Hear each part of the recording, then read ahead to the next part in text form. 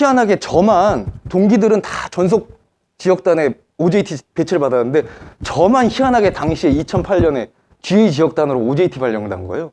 그래서 제가 저희 GA 지점장 선배, 제가 부사수로서 맨날 하던 일이 뭐였냐면 대한생명 전환법인, 삼성생명 전환법인, 교부생명 전환법인 체결하기 위해서 제휴서 만드는 게 제 일이었어요. 제 첫 번째 일이었어요. 제휴서 만들어서 스프링 쳐가지고 이거 한 10개씩 20개씩 들고 다니면서 지점장 동반하고 제가 부사수로서 맨날 따라다니면서 이거 주고 자, 각 생보 3사의 대한생명 전환법인들이 2005년부터 2010년 사이에 엄청나게 많은 손보사 제휴를 하기 시작한 겁니다. 그때 당시. 자, 이렇게 해서 얘네들도 커뮤니티로서 계속 규모가 커지고 손보 실적도 유입이 되기 시작하고 자기네들만의 방식과 리그를 운영하기 시작한 거죠. 이게 저는 우리 지금 이 시장, GA 시장에 엄청난 초석이 됐다라고 저는 생각을 하는 거예요. 생보사들은 계약서에 문구가 없었기 때문에 전환법인들이 손보사랑 제휴하는 걸 터치도 하지도 않았고 생각지도 못했고 예상하지도 못했고 손보사 거 그거 해봐야 뭐 별 의미도 없을 것이다 라고 생각을 했던 거죠, 당시에는. 자, 이게 빅3 생명보험 전환법인들의 탄생 배경과 흐름입니다. 자, 그러면 손보는 뭐 하고 있었냐 다시 볼게요. 90년대 후반부터 이미 점조직으로 개인 대리점, 법인 대리점 단독으로 운영하던 설계사 출신들 또는 임직원 출신들이 전국에 산재에 있는 가운데 2000년대 들어서니까 손보사도 어쨌든 장기보험을 판매하기 시작했잖아요. 장기보험 포트폴리오 비중을 계속 늘려나왔단 말이에요. 운전자 보험이나 건강보험, 뭐 때로는 간병보험 이런 것들 5년짜리, 10년짜리, 15년짜리 이런 것들 막 만들어내기 시작하면서 장기보험 매출을 막 올리려고 했다고요, 손보사들. 당연히 손보사들이 전략이 그러니까 손보 출신의 개인 대리점, 법인 대리점들도 그냥 자연스럽게 자동차만 하다가 처음에는 장기보험을 자연스럽게 접하게 되고 장기보험을 파다 보니까 조직이 필요하다는 걸 느낀 사람들도 있을 거 아닙니까? 그러니까 전국에 있는 산재에 있는 손보 출신 법인 대리점들 중에 특출난 사람들이 이제 나타나기 시작한 거예요. 이 시장을 잘 활용한 특출난 사람들. 그게 대표적으로 프라임하고 인카입니다. 자, 프라임하고 인카가 어떻게 성장했는지 한번 볼게요. 자, 요거 한번 보시죠. 재밌어요. 프라임 에셋의 이윤 대표라고 하는데, 이름을 안 써놨네, 제가. 외자입니다. 이윤. 정말로 이 사람이 입지적인, 전지적 인물입니다. 67년생이고요. 메리츠와지 964번이에요. 서울 강북에서 점포장 생활했는데, 딱 6년 하고 그만둬요. 96년부터 2002년도까지 근무하고, 2002년도에 바로 차려버립니다. 법인 대리점을. 경기도 구리에 여직원 2명 데리고 자동차 전문 보험 대리점을 설립했어요. 조그만 방에. 그게 2002년인데 2020년 현재 21년 현재 한 만 명 정도 됐어요. 요 당시 직원 진짜로 여직원 총무 2이었거든요.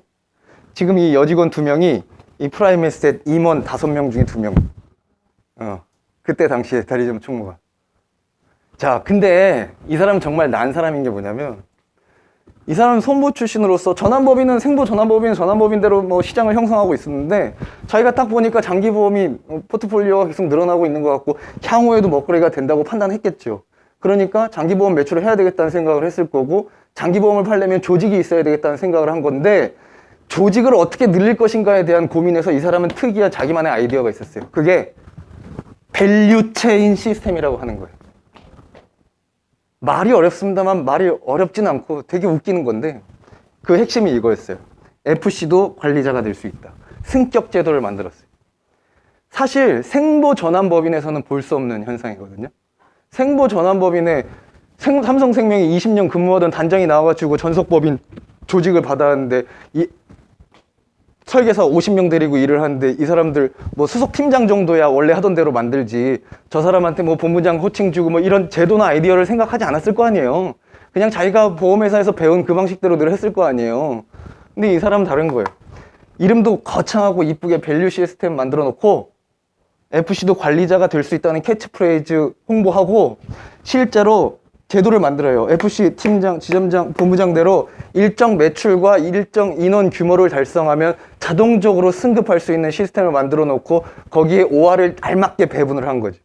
그러니까 이 사람이 이걸 통해서 전국에 널리 홍보하고 홈페이지 통해서 오픈하고 막 하니까 실제로 사람들이 막 유입이 돼 있는데 요렇게 해놔다 보니까 승격할 수 있다라는 걸 캐치프레이즈로 하다 보니까 특징이 한 가지 생기는데 그게 요거예요.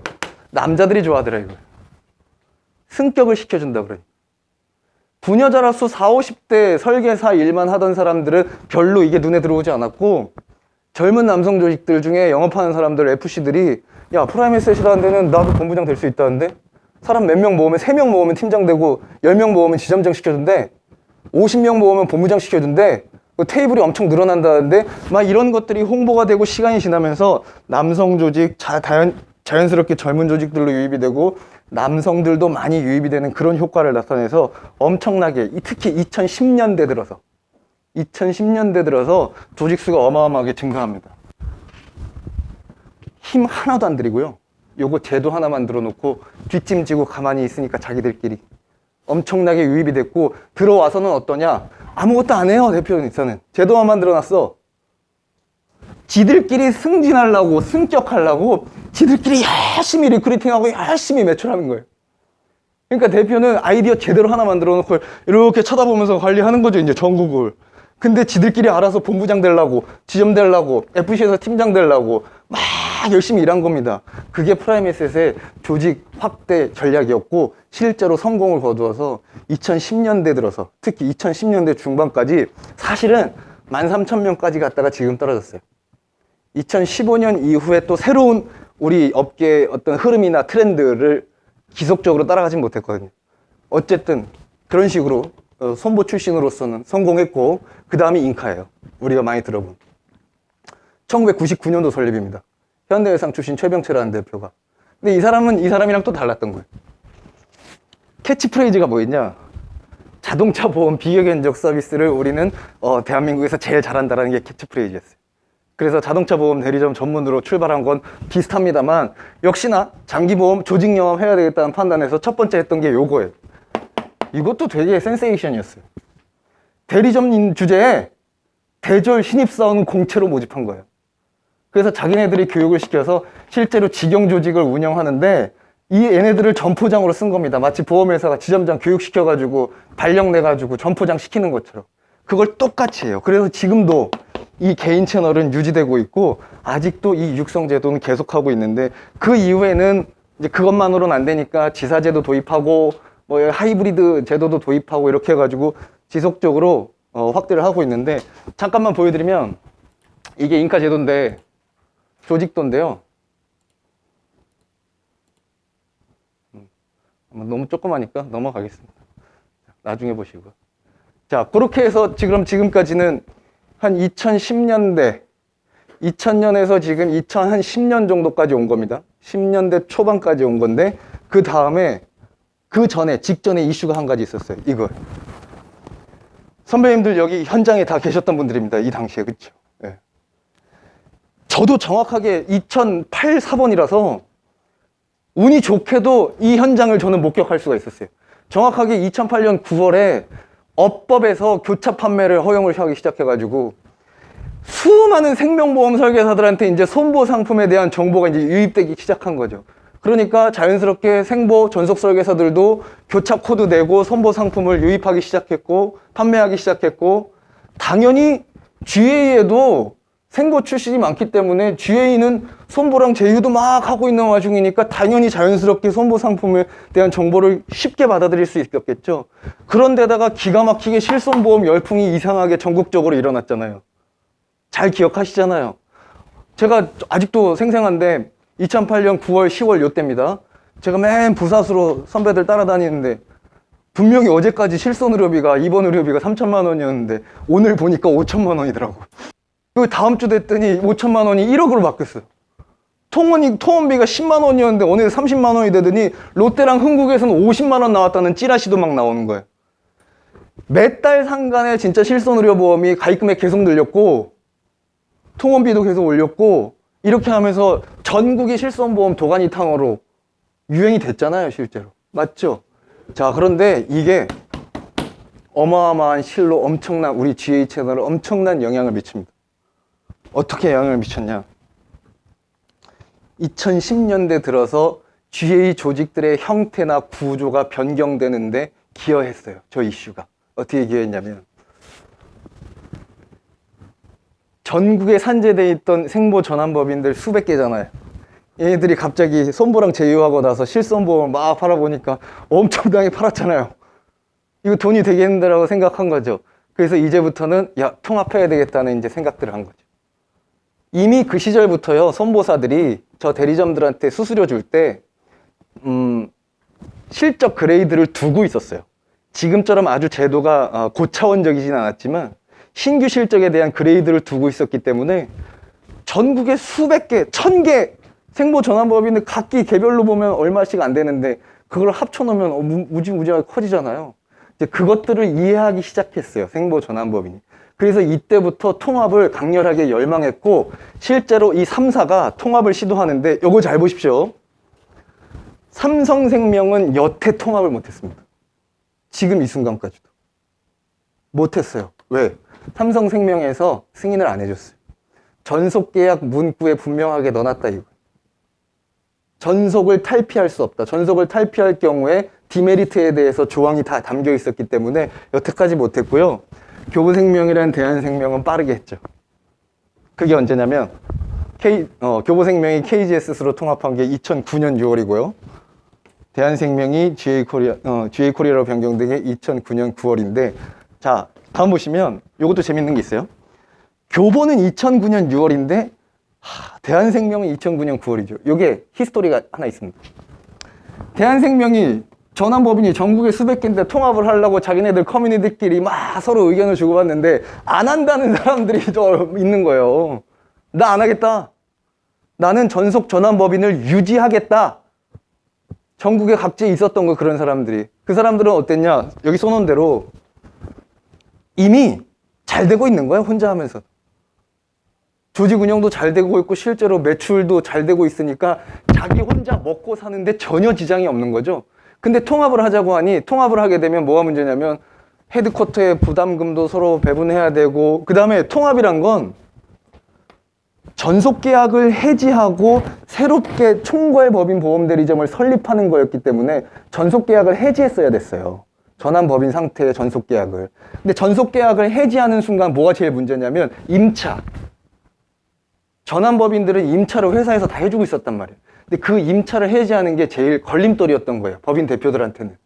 근데 그런 것들, 모든 것들을 고려해서 하기 싫다는 사람, 근데 대부분 하고 싶다는 의견에 대부분 동참했고, 대부분의 대표들은 통합에 찬성했기 때문에 GA코리아가 탄생하게 된 거고, KGS이 설립하게 된 거예요. 근데 이때 대한생명에서 반대한 세력들 있죠? 나는 혼자 남겠다 했던 사람들은 계속 실제로 한 30개에서 50개 정도가 혼자 남았고, 그 사람들도 나중에 2011년도에 퍼스트 S코리아 FAK라는 이름으로 통합을 하긴 해요. 하긴 하는데 이때 FAK의 패착이 뭐였냐면 통합하면서도 전속계약 해지를 안 했어요. 통합해서 퍼스트 S코리아를 설립을 해놓고 이 퍼스트 S코리아 자체를 전속으로 등록했어, 하나생명이. 총괄법인으로 탄생 안 하고. 아주 그 옛날 사람들, 특히 50년대 관리자들, 그 사람들 아주 뇌리에 박힌 그 보수적인 그 마음씨가 계속 남아있었던 것 같아요. 그러니까 전속계약을 해지를 안 하면 뭐가 문제냐면 시장은 이미 2010년대 들어서 그냥 GA 채널로 확 넘어가 버렸는데 리크루팅을 할 수가 없는 거야. 왜 리크루팅 못하냐? 생보를 대한생보 것만 파는데 FAK는 이런 다른 총괄법인들은 이제 전체 생보사 상품을 다 팔게 됐는데 총괄법인으로서 얘는 전속계약을 해지 안 하고 대한생명만 팔아야 되니까요. 리크루팅이 안 돼요. 그러니까 FAK의 대리점들은 전부 다 계속 노후화되고 새로운 조직들은 안 나오고 그러다가 버티지 못하고 2016년도에 비전속 선언합니다. 이때 전속계약 해지하고 이때부터 뭐 동양생명이랑 몇 개 회사 생보 접근하기, 제휴하기 시작했는데 늦었죠. 그래서 FAK는 GA코리아에 비해서 굉장히 더뎠고 현재까지도 이제 성장 못했고 이제 계속 밑으로 쪼그라드는 그런 조직이 돼버렸어요. 이런 히스토리들도 있어요. 이런 것도 여러분들이 실제로 현장에 나가보시면 들을 수 있는 이야기고요. 눈으로 쳐다보시면 보이는 내용들입니다. 잘 한번 활용해 보시고 자, 그 다음에 이제 생보전환법인의 발전 말고 손보, 드디어 글로벌 금융판매가 여기서 등장합니다. 글로벌 금융판매의 등장도 굉장히 중요한 이슈였어요. 왜냐하면 여기 써놓은 대로 글로벌 금융 판매는 대부분의 손보 출신들이 연합한 대리점이거든요. 전국에 아까 프라임에셋 이윤이나 최병채 대표 같은 손보 출신의 전국 각지에서 자기 나름대로 지역적으로 국지적으로 영업 잘하고 있던 개별 법인들이 있었을 거잖아요. 그런 사람들끼리 커뮤니티가 형성된 거예요. 형성이 돼서 글로벌 금융 판매라고 이름 짓고 2011년도에 창업하게 되는데 기가 막히게 총괄이라는 제도를 만들어요. 자, 여기 보세요. 여러분 알고 있는 겁니다, 지점장님들. 본점을 하나 두고 OSK 총괄, 다모아 총괄, KLI 총괄, MP 총괄, SMP 총괄 이렇게 만들어요. 이 총괄이 다 원래는 뭐였어요? 하나의 단독 법인 대리점들이었던 거예요. 단독 대리점들만 불러가지고 대표들 모아가지고 우리 융합할래? 이렇게 서로 의견 나눈 거죠. 야, 글로벌 금융 판매라고 이름 지었는데 본점은 그냥 행정 업무만 하고 실제로 우리 총괄이라는 그 개념을 하나 만들어서 여기 하나의 회사의 거대한 그런 분위기와 문화를 존중해주고 우리 서로 각자 정확하게 수수료 배분하고 각자 운영하자. 이렇게 해가지고 총괄 제도를 만들어서 전국 각지에 난다 긴다 하는 법인 단독 대리점 대표들을 서로 만나서 커뮤니티를 형성해서 지금 현재 35개가 됐고요. 이 총괄별로도 조직의 규모나 매출의 규모가 차이가 많이 나죠. 총괄 체제에서도 여전히 각자 영업들 열심히 해서 조직 확대하고 성장하는 그런 총괄들도 있는 거고 그렇지 못한 데도 있는 거고. 그런데 이렇게 하면서 글로벌 금융 판매가 실제로 조직수 15,000명의 버금가는 GA코리아의 버금가는 조직수를 유치할 수 있었던 건 바로 저 총괄 제도 때문이에요. 저게 별거 아닌데 괜히 저런 총괄이라는 그 저런 뭐라 그래야 돼요? 조직 편제 하나 때문에 다양한 종류의 조직들을 유입할 수 있는 아주 큰 무기가 됐던 거죠. 그래서 글로벌 금융 판매는 이런 식으로 봐주시면 돼요. 그러면 우리도 OSK 총괄, 다모아 총괄, 그 다음에 최근 창원에 생긴 웰스 총괄, 그 총괄 산하의 지사들 다 갖고 계시잖아요. 웬만해서는 우리 지점 산하 8개 지점이. 그런 지점들 다니시면서 이런 것들을 한번 눈여겨보시면 좋을 것 같아요. 물론 이런 히스토리를 전혀 모르는, 이미 시간이 오래 지난 일이니까 그런 사람들도 있겠지만 그런 것도, 이런 배경도 알아두시면 좋을 것 같습니다. 자, 두 번째 이슈. 이것도 재밌어요. 2011년도입니다. 이렇게 생보줄기, 손보줄기의 GA 조직들이 계속 확대되고 있는 가운데 2011년도 원수사들이 GA에 주는 1차 년도 장기보험 수수료 중에서 이월 수수료율을 그 전까지는 700에서 800을 주고 있었어요. 초회를. 2011년 전까지는요. 근데 이게 금융당국에서 너무 문제가 심각하다라고 해서 줄이라고 해가지고요. 450에서 500 요 수준으로 2011년도에 처음으로 다운되게 돼요. 근데 요거 이때부터 이제 무슨 일이 생겼냐, 여기 써놨는데 이때부터 손보사들이 이제 시책 경쟁을 하기 시작한 거예요. 자, 대리점에서 무슨 얘기를 했냐면 원수사에 요거 갭이 얼마 정도 돼요? 한 200 정도 되거든요. 대부분 빅4 손보사들이 700이었고 500 수준으로 떨어졌으니까 갭이 200 나죠. 우리가 지금 대표 시상을 대부분 200 주고 있는 이유가 요거 때문이에요. 200이라는 숫자가, 그 숫자가 요때부터 이제 시작된 겁니다. 원수사들이, 대리점들이 얘기한 거죠. 총량은 똑같은데 금융당국에 의해서 이월 수수료 퍼센테이지만 내린 건데 대리점들이 이제 점점 매출이 많아지니까 원수한테 제안한 거죠. 야, 우리 수수료 200% 떨어졌잖아. 이월 수수료. 야, 설계사들한테 600% 줘야 되는데, 야, 500을 주면 우리 뭐 먹고 사니? 내 돈으로 100% 더 줘야 되는데, 야, 돈이 없잖아. 막 이런 얘기 해가면서 원수사에 요청했고, 이제 원수사들도 고민하다가 GA 채널이 앞으로 성장 가능성이 있어 보이니까 딜한 거죠. 그래서 그때부터 대리점 대표 시상이 200%라는 숫자로 자리매김하게 된 겁니다. 그 200%도 이런 히스토리와 배경은 있어요. 그런 것들 알아두시면 재밌죠? 자, 이런 이슈가 있었고, 자, 그 다음에 한번 볼게요. 이제 거의 끝나가요. 그러면 10년대 들어와서 20년이 오기까지 2010년대 중후반의 시장은 어땠냐? 드디어 이제 GA 채널이 세상의 중심에 선 거죠. 조직 숫자, 매출 다 넘어섰죠? 네. 대형화하고 그룹핑은 전국 지역적으로 국지적으로 계속 일어나고 있고요. 이제는 성장만의 문제가 아니라 다양한 형태, 다양한 컨셉, 다양한 아이디어를 가진 조직들이 원수사에서 탄생하는 게 아니라 이제 GA에서 탄생하는 시대가 된 거예요. 그 대표적인 선구자 역할을 한 게 키움하고 리치엔코입니다. 그래서 리치엔코와 키움의 운영 방식도 한번 거들어 볼 필요가 있는데, 주진 점장님 잘 아시죠? 뭐 키움의